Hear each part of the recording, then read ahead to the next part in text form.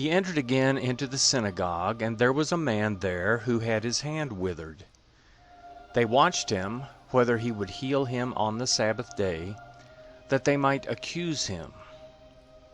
He said to the man who had his hand withered, "Stand up." He said to them, "Is it lawful on the Sabbath day to do good or to do harm, to save a life or to kill?" But they were silent. When he had looked around at them with anger, being grieved at the hardening of their hearts, he said to the man, "Stretch out your hand." He stretched it out, and his hand was restored, as healthy as the other. The Pharisees went out and immediately conspired with the Herodians against him, how they might destroy him.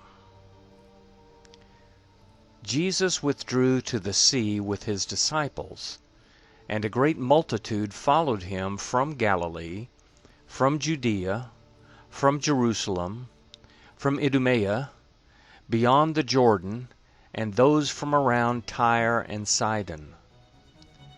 A great multitude, hearing what great things he did, came to him. He spoke to his disciples that a little boat should stay near him because of the crowd, so that they wouldn't press on him. For he had healed many, so that as many as had diseases pressed on him that they might touch him. Unclean spirits, whenever they saw him, fell down before him and cried, "You are the Son of God." He sternly warned them that they should not make him known.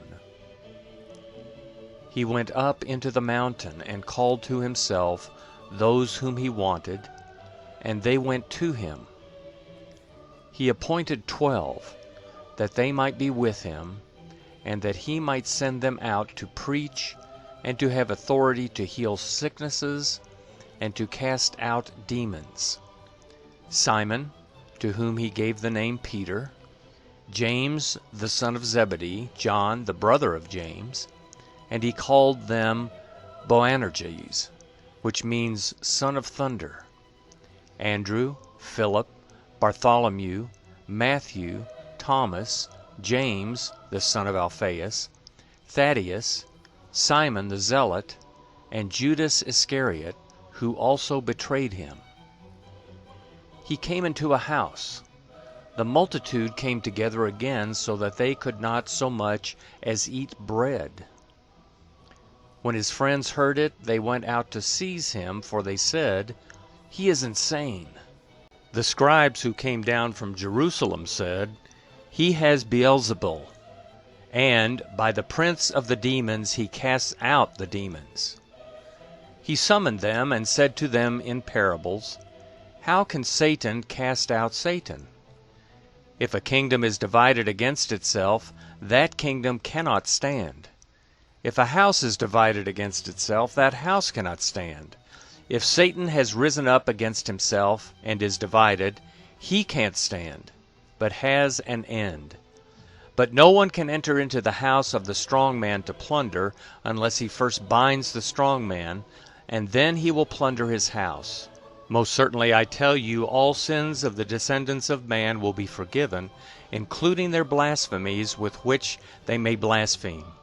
But whoever may blaspheme against the Holy Spirit never has forgiveness, but is subject to eternal condemnation, because they said he has an unclean spirit."